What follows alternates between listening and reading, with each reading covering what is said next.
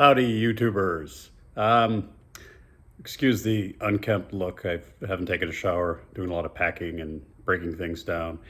Um, I am going to move my layout, and I thought a lot about it. You know, in the past, when I've moved, I've ripped apart my layouts. I've used the Sawzall and just saved all the good stuff. And I've never really moved a layout, but I put so much work into this layout, and I know a lot of viewers and subscribers enjoy the layout and the design of the layout. So I'm making a big effort to remove it. It's not modular, but I'm kind of making it into a quasi-modular. Try to not damage anything and carefully take it apart. And it looks like so far it's going well. And I have a space in the new location where it'll fit perfectly. So I'm not going to redo from scratch, but I'm going to, on the channel, show you the whole process of moving it and setting it back up. And maybe it'll give me an opportunity for some different backdrops and new detailing.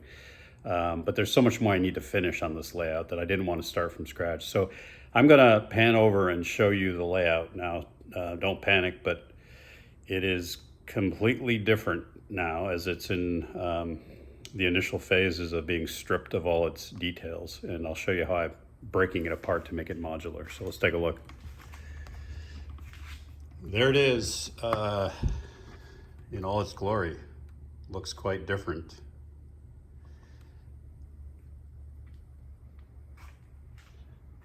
So I'll talk about the plan here in a second once I kind of show you.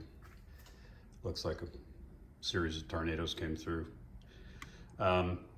That building on the end there is kind of affixed to the bottom on accident just from glue, but I may just leave it there. And I just tipped the poles over. I'm leaving the signal lights.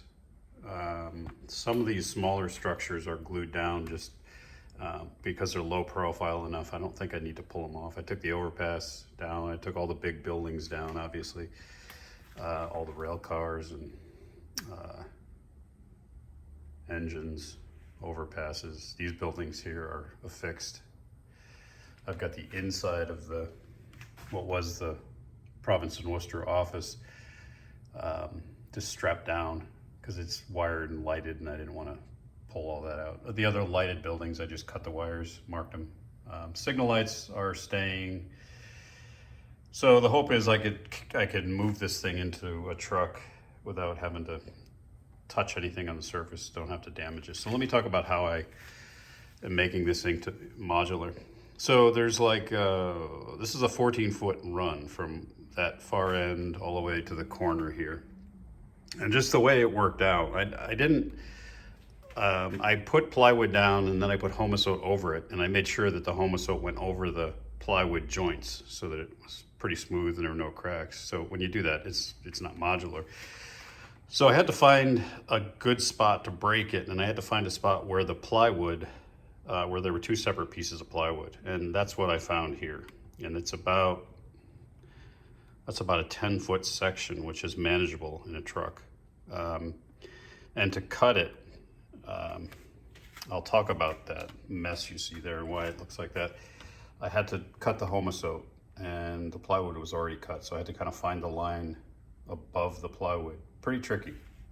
So I've got a 10-foot run, and then just this corner and this run here, which is the whole thing is 9 feet from that far end to that inside corner. So that'll be another section. So it's modular in two pieces. And then the valance is a little bit easier to deal with just because it's lighter and easier to take apart. So let's talk about this. So I found the plywood break by removing these, and because I had forgotten where it was.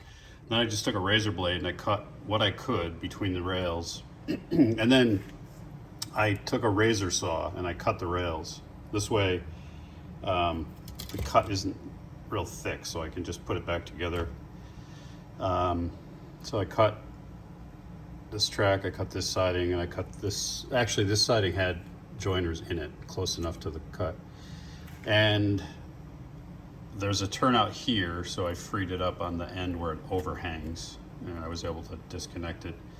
And this turnout here was right in the middle, so I just pulled that up, and it was connected to a tortoise machined, so easier just to take that one up. I'll probably replace it with a new one because it didn't like being pulled up.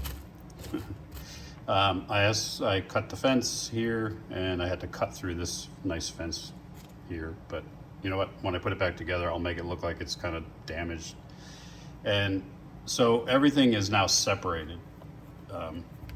I can expand that so you can see it move, and it bolts together underneath here. So let me show you that. It's the Seaver's, this part is Seaver's benchwork, so you can see where there are bolts that hold the two sections together. So it should align nicely once I crank those bolts down, and that way the track joiners will be nice and straight. And then I'll cover this, you know, just put material over it, reballast everything, and you won't even notice it. Honestly, the trickiest part is going to be to figure out how I want to emulate that backdrop, because I don't think I could salvage that backdrop. But you know, that's an opportunity to change things up. But I won't change this. I just love the way this skyline of Hartford, Connecticut came out.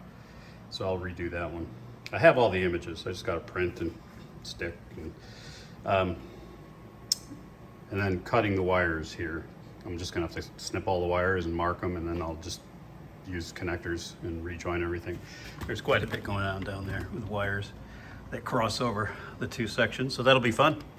But it should be more efficient than starting new, because that way I can get into the new place, get it set up, and start running trains and keep cranking out videos. So yeah, joys of moving a layout.